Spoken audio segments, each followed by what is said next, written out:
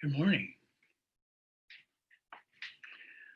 I'm just going to sit here for a minute and wait for my friends.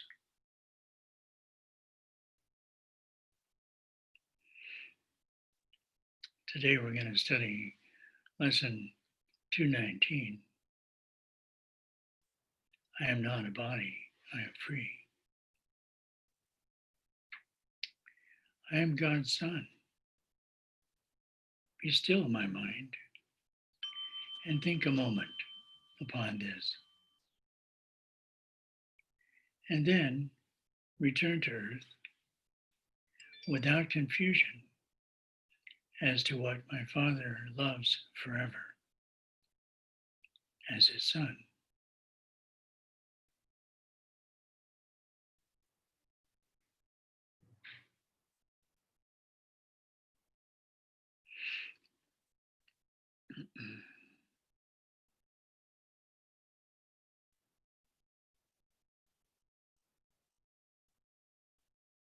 This is true for you. It's true for me. It's true for everybody. Because there's really just one son.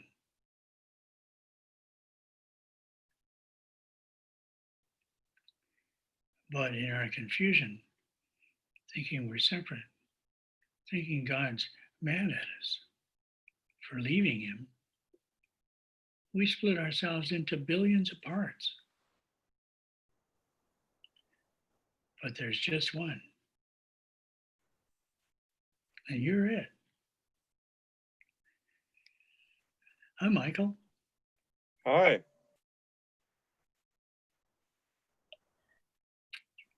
How are you this morning? Oh, pretty good. Pretty good. Good. A couple questions. Yeah. The recordings of these meetings that you made, where are they? I haven't posted them yet. So, Oh, you haven't. Okay. yeah. So I recorded the last three, and this one is also being recorded. And Okay. I'm getting pretty good at editing them so it doesn't take too long. All I really do is just take out the first part sometimes when um, it takes a while for people to arrive and stuff like Right. that. Okay. So what I'm going to do next is I'm going to upload them to YouTube where they'll be much easier to access. And then I'll post a link on our page. Okay. In the files section, or? Yeah, but when I add it to as a video, there'll be a notice that is automatically generated that it's there Where will that appear? as a regular post. As a regular post. Okay. Yeah. Okay. And one other quick question. On the quantum mechanical body chart, Uh-huh. where does the Holy Spirit enter in? At what level? On the When quantum we mechanical body. choose Well, that actually, the Holy Spirit is, as part of the split mind? yeah, it's split between the ego and the Holy Spirit. Right, right. That's Ken's chart. But then on the quantum mechanical body chart, with the levels Yeah. of the body Mhm. and the soul and so on, Right. uh, I was wondering at what level that choice or entrance of the Holy Spirit takes place. Well, the Holy Spirit's in our minds. Okay. So as soon as we arrive at a mind, the Holy Spirit will be there. So Okay. that would be beginning with the third level. You know, S- from the bottom. subtle body. Yeah, part of Okay. right. Where's the unsettled body house? But actually, the decision maker, as Ken calls the soul, that's at that level. Which let's see. That's where the choice is made. Yeah, that's in what Deepak Chopra calls the causal body. Okay. Yeah. Yeah. That's where we decide to incarnate. Michael Okay. McCartney. No, not Michael. Huh? Michael Wilson, you look so well shorn. Ken's trying to talk to us, but he's coming through really muffled. Oh, maybe I should pull this thing closer. How's that? Can you hear me now? Yeah, it's better. Yeah, I had it pulled back too far, I think. So Oh, go ahead. I'll finish my point. we are the ones who decide to reincarnate. Yeah, we choose the ego or the Holy Spirit. At what level of we? Soul? And soul, yeah. Choice. Okay. Mm. I got to talk to that guy.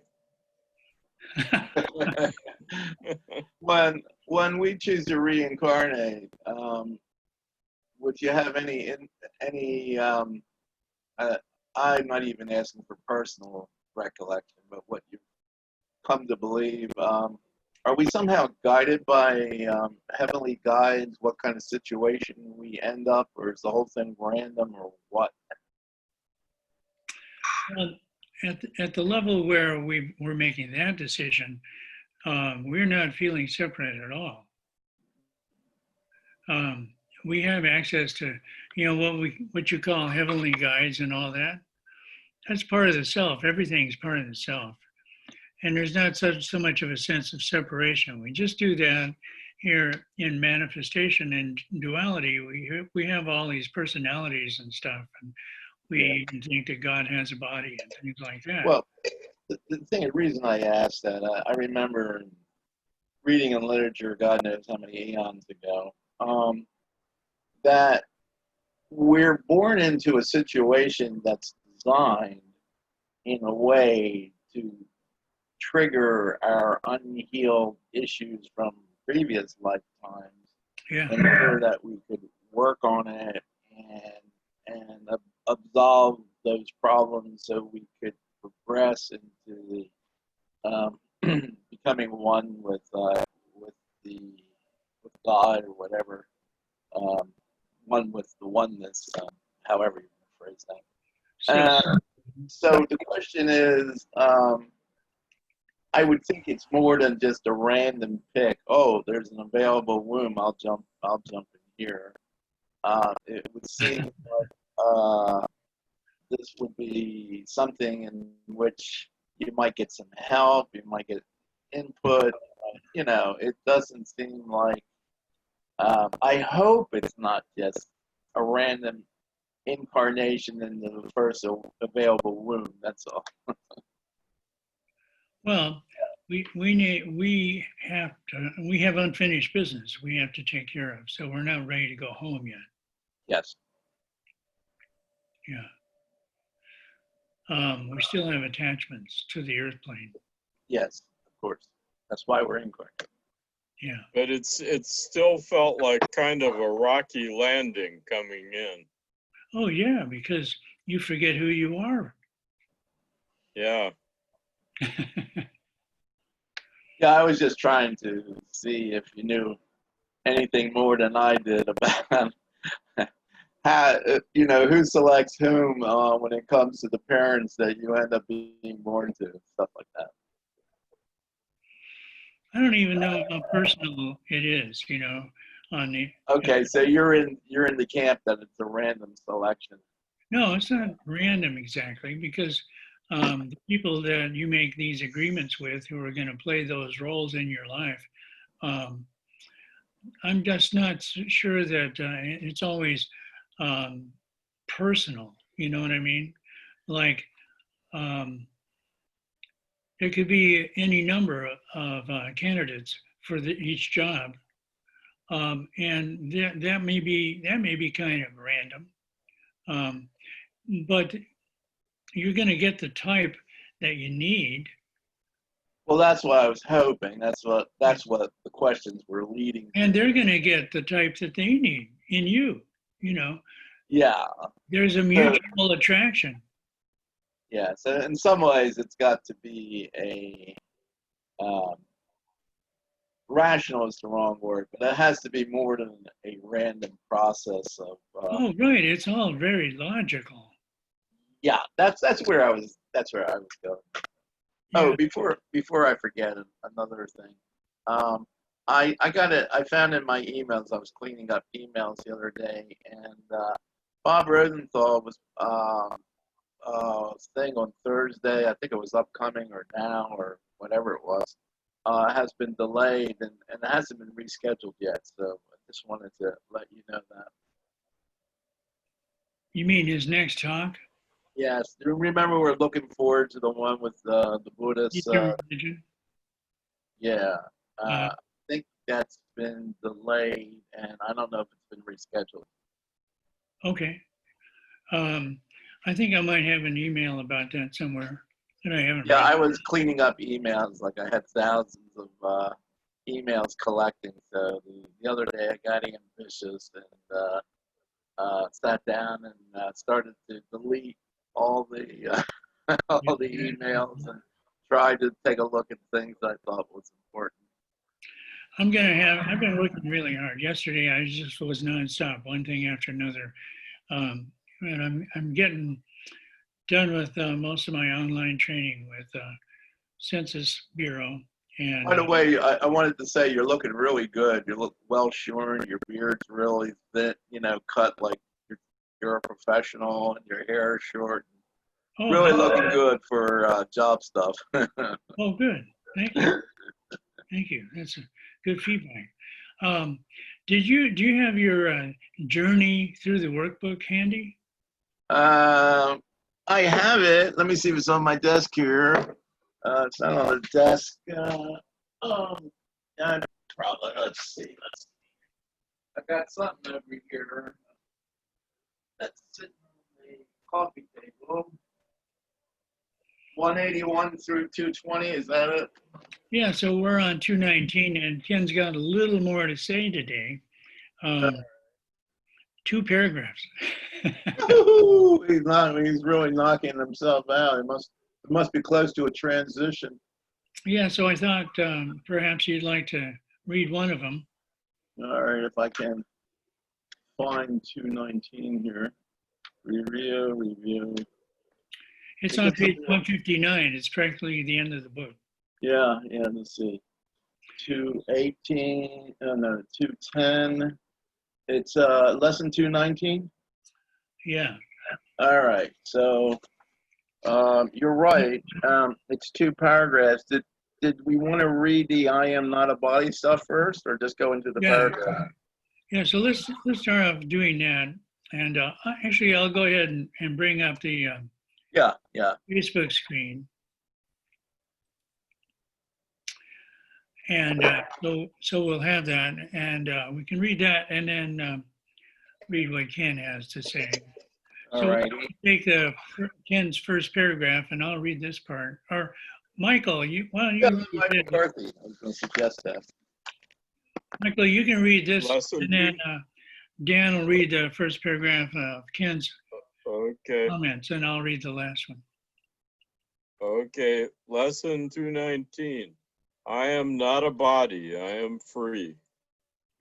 For I am still as God created me.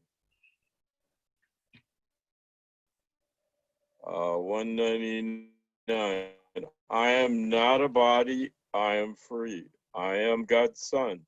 And then return to earth without confusion as to what my Father loves forever as his son. I am not a body, I am free, for I am still as God created me. Did you read that?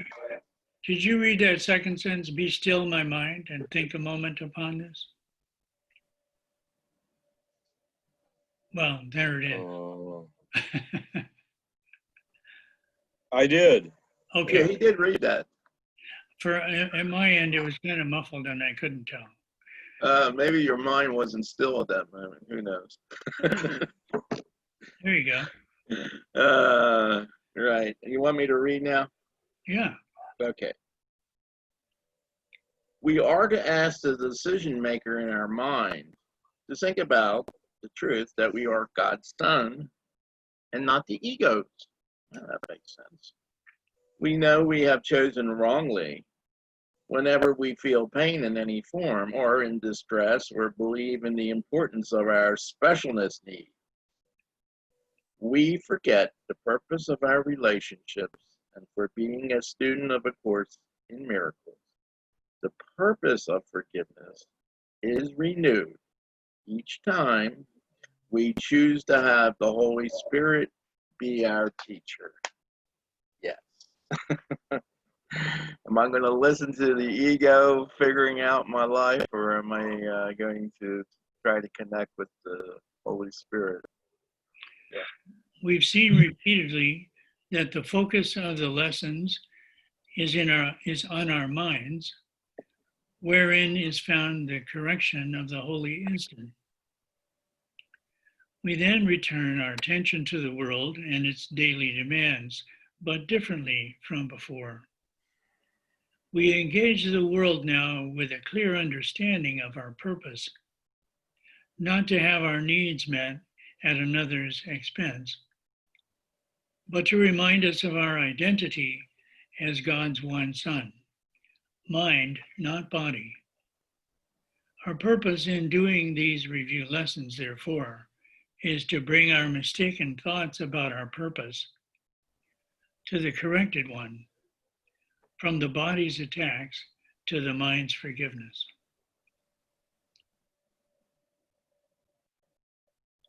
So it gives it gives us a new purpose. And I heard Ken talking. In fact, let me just bring this up. I'll switch to another share and let him.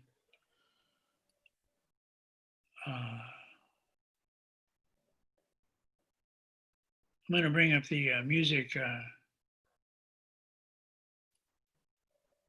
I go down here to Kenneth Wapnick. A lot of stuff. I'm getting there.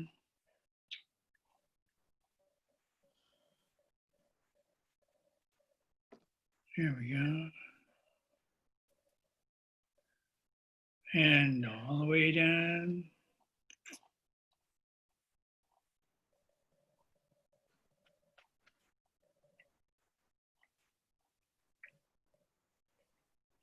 So lesson 217 to 220. We'll hear this. This continues the same idea, which again is the importance of recognizing that we have a mind, that we are not a body. Who should give thanks for my salvation but myself? And how but through salvation can I find the self to whom my thanks are due? And in the course, of course, salvation means I am saved from my wrong decision to be guilty and to be on my own. And I'm the one who chose wrongly. I'm the only one who could choose correctly by asking my new teacher for help. 218 keeps the same theme. My condemnation keeps my vision dark, and through my sightless eyes, I cannot see the vision of my glory. Yet today I can behold this glory and be glad.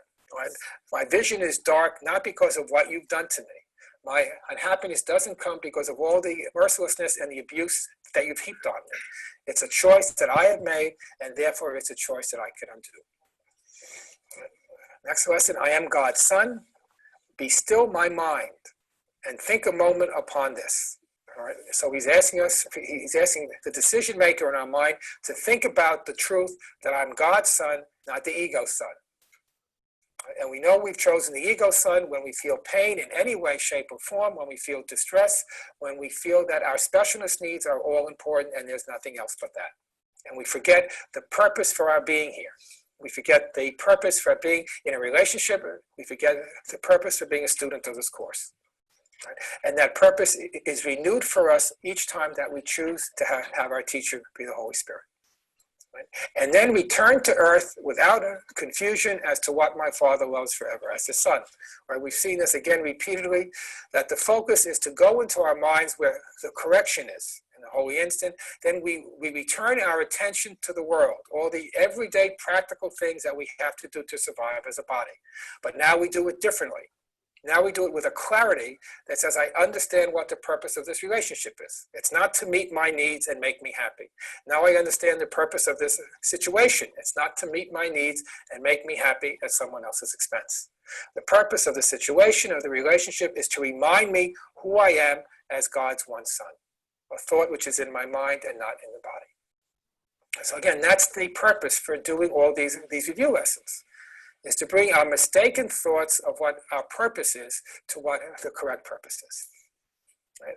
And finally, Okay. Well, it just says something there that meet my needs and make me happy, but the kicker, why we know we're listening to ego, is at someone's expense.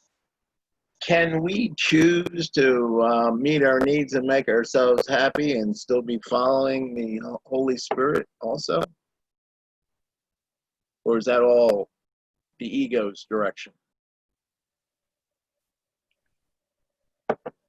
Well, I guess you could have played his comments about tomorrow's lesson, because in that he really stresses, and I'll do that tomorrow, but he really stresses how our perspective completely changes, right? For most of us, if we've even got the Holy Spirit in our minds consciously, it's kind of in the background, and our focus is on the things we have to do today, in the world.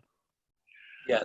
And he says that what we're looking for is a reversal where the Holy Spirit is at the foreground, and the things we have to do today are in the background. That's So called the Gestalt reversal in psychology. Okay. Foreground and background. Yeah. So we meet everything with the Holy Spirit in our minds. Everything that we have to do, we're meeting it with the Holy Spirit. Yes. Yeah.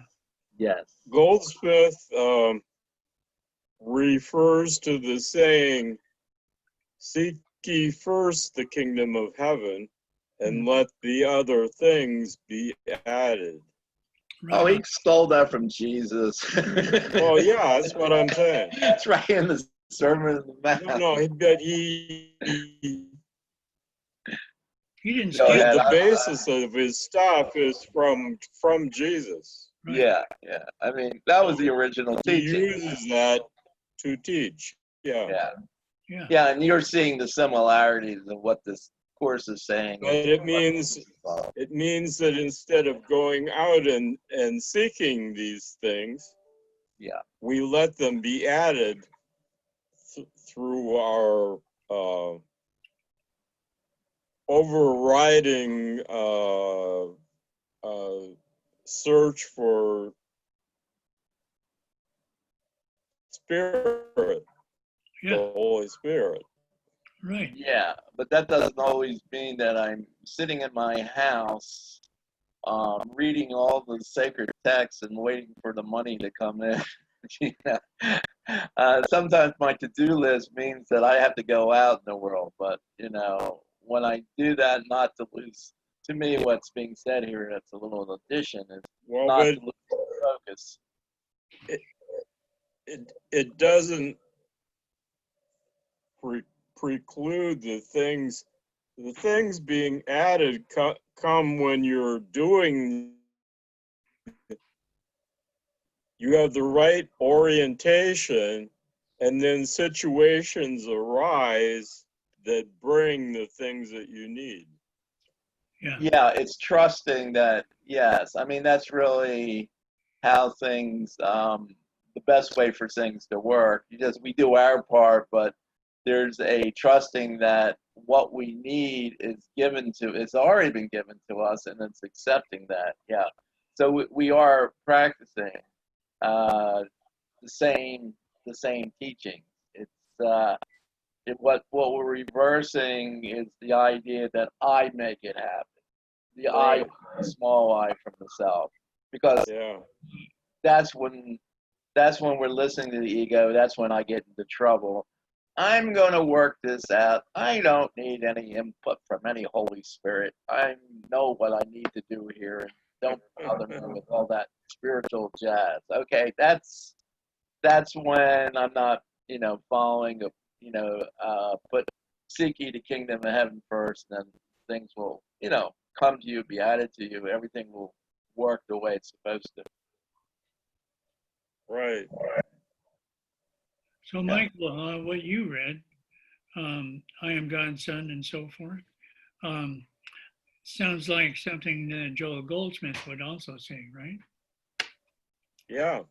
Yeah, And, he's very the much whole, so. the whole orientation of the lessons that Jesus has given us here, he says he wants us to the first thing in the morning when we get up is to read the lesson and do a meditation on it, anywhere from 5 minutes to half an hour, and really center our mind in this idea. And he's actually describing the process right here. Then return to earth without confusion. You know who you are, and you know what you're here to do. That's why Ken mentions in the second paragraph, he talks about practicing forgiveness, because that's our only function here, according to the Course. So we know what we're here for. We know who we are.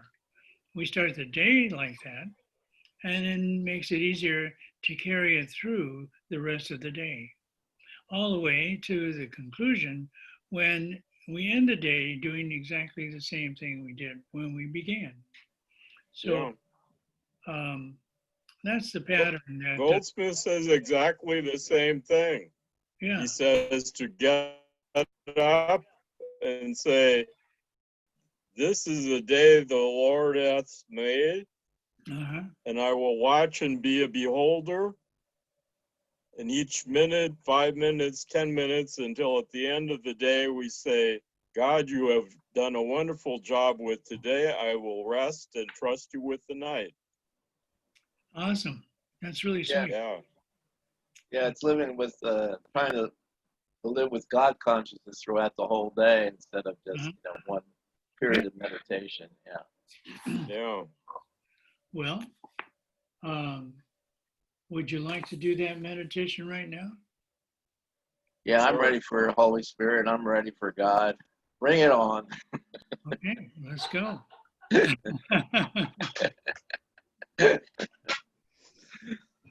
Here it goes. Let me make sure I got some volume here. Yeah, there we go. Okay, Start your internal love, whatever. here Start your Holy Spirit, gentlemen. comes the bell.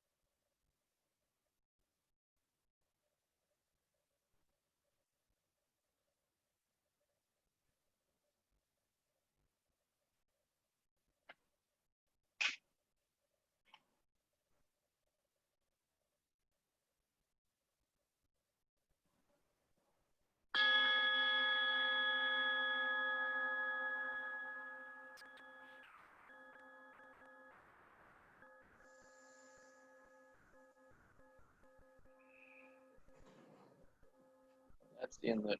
Go pretty fast. Was that 15 minutes? Yeah. I kept saying to him, be still in my mind and know I'm God's son. I had to repeat that a number of times. My mind wanted to be very active today. Did not want to be still. Is it raining there again still? Well, it's starting to. It first looked like it was going to be cloudy. I think it rained last night. There were some thunderstorms, and now the sun's coming out. So. Well, we're getting the rain finally today, and but it's really light. It's like a Portland mist. And I went out and walked, and glasses got wet and everything, but it really felt nice.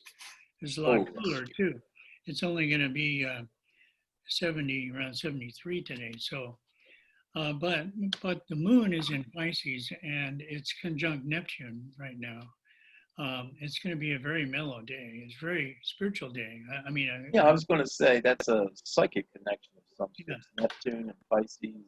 It's a good day to just get in touch with spirit and let your day be kind of dreamlike. You know. I'm glad you mentioned that. I might actually do some tarot coloring today. I've been putting that off.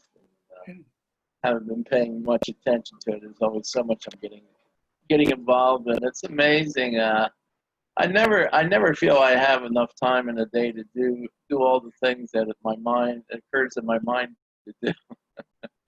Anybody else have that problem? I can't believe people say, "Oh, I'm bored." You know, I never have. My things, all the things I want to do, both spiritually and physically. Just oh my God, it just seems like I have that problem. Which problem? The problem you said about never being able to get done all this stuff I wanted to do. And then I beat myself up about it. Oh boy, that's a losing policy. Yeah, I know. Do either of you make lists? Yes, I do. I have to-do lists, and they're endless. I have them in a number of places. I particularly have them. I particularly have these lists on my computer, and it's such a joke. I've got stuff I think from January, and stuff I don't really like to do, like fixing things. Like I have this Venetian blind that I have to put together with all these small parts. And, well, I've taking all the census training and having such a full schedule these last few days has really, or this week, has really helped me to eliminate the things that I just don't have time for. And so I just go through my email so fast and check everything off and delete it, almost everything. And it's pretty cool because I know a lot of these things that I think this looks interesting. I might probably wouldn't have gotten to it anyway. Yeah. But this is part of what I've been experiencing in retirement, and I've gotten pretty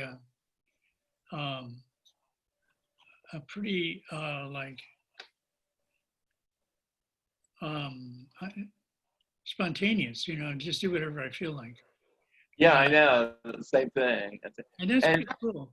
And I think what's really needed, at least for me, to bring things in balance again, is prioritize. My mind thinks of a million things I could do. Right. But what I really need to do is think of those things and then prioritize what's really important, what really serves my purpose. Because, like, when I studied the Enneagram, they said, Enneagram, they said, like, nines on the Enneagram always lose focus on themselves and totally absorbed in the drama, the psyche and the dramas of everybody else.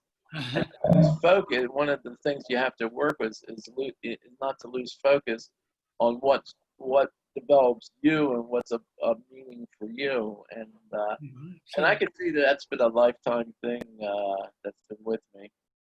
So that's the next step with the list. After you've made the list, then you prioritize it. Yes. Yeah. I have a great teaching story for a moment if you guys aren't in a rush. There's in the old country there was a woman, and they would go to the rabbi when they had a problem, and so she she found that now that the in-laws had moved in and they had moved in and had a baby, and she was complaining, went to the rabbi and complained, well, it's very crowded in my house. I don't know what to do. I can't get anything done. The quarters feel so crowded. So the rabbi says, well, you have bring your goat into the house, and so she comes back next week and says, oh, things are worse. We have to go running around in the house and all those things. And now, if it seems like it's even more confusion. What should I do? He says, well, bring the ducks into the house. So she goes back, brings the ducks in the house, and then the next week she comes. And she's yelling even more about how things have gotten terrible, and she goes back. And so he says, well, bring I don't know, the horse and whatever the other animal is. So she does that, comes back next week, and she's really screaming at him, and says, oh, okay, now put back outside the goats, the ducks, and the horse, and then when she comes back next week, she says, oh, I've got so much more room in the place now.